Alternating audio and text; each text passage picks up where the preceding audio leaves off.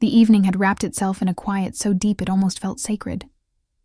The world outside seemed to hold its breath, and the house joined in, speaking only in whispers. The steady hum of the refrigerator was the only sound, a soft, rhythmic heartbeat within the silence. A faint trace of lavender drifted from the diffuser on the corner table, mingling with the golden glow of the lamp beside me. Everything, the walls, the couch, even the open pages of the book on my lap, shimmered in a warm amber tone. For once, peace didn't feel so far away. Then the front door creaked open. The sound sliced through the stillness like a memory I wasn't ready to face. I looked up, expecting the familiar clatter of keys on the counter or the shuffle of shoes by the mat.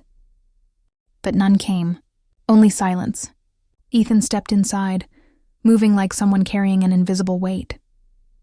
At 18, my stepson had grown into the kind of young man who could fill a room without saying a word.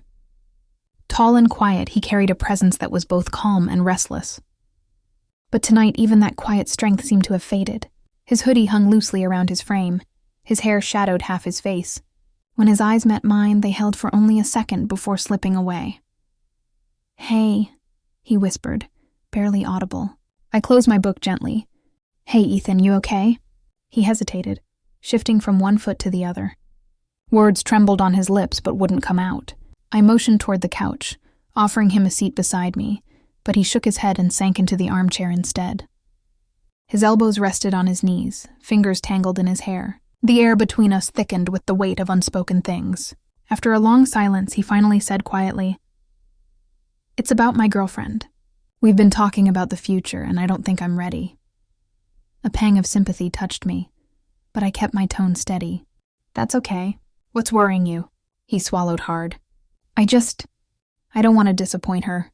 I don't want to mess things up." His voice cracked at the end.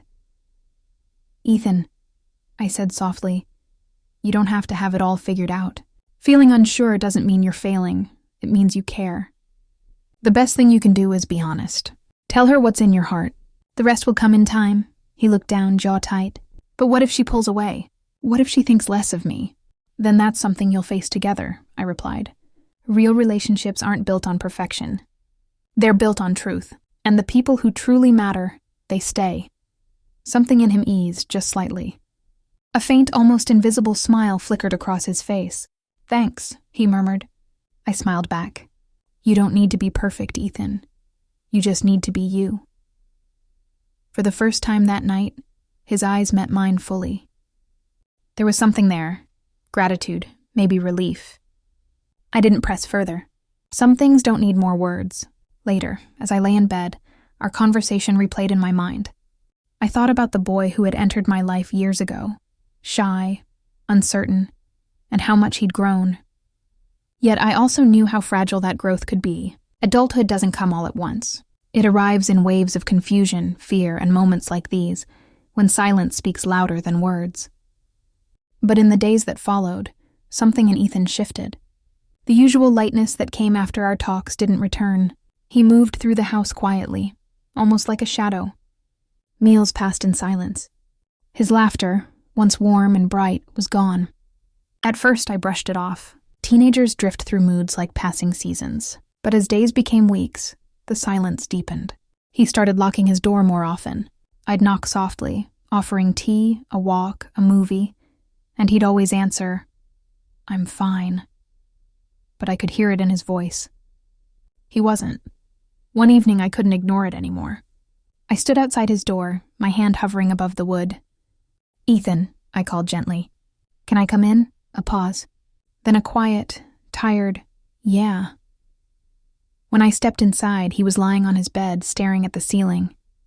His fists were clenched, face pale, eyes hollow. The air felt heavy, suffocating. I sat on the edge of the bed. "You've been quiet lately," I said softly. "Talk to me." He didn't respond at first. Then his eyes shifted toward me, rimmed red.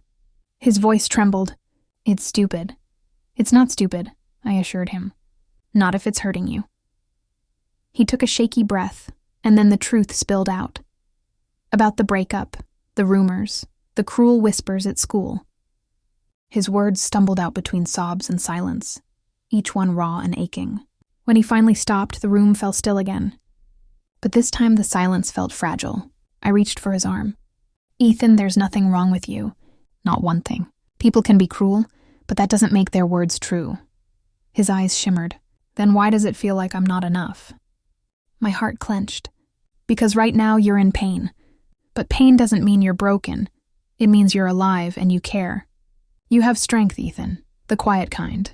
The kind that endures. The dam broke." His shoulders shook as he leaned into me, his voice muffled, raw. "Thank you." I didn't know who else to talk to. I held him close, feeling the tremor of his heartbeat against mine. And in that moment, I understood. Being there for him wasn't about having the right words. It was about presence, about reminding him, even in his darkest hour, that he wasn't alone.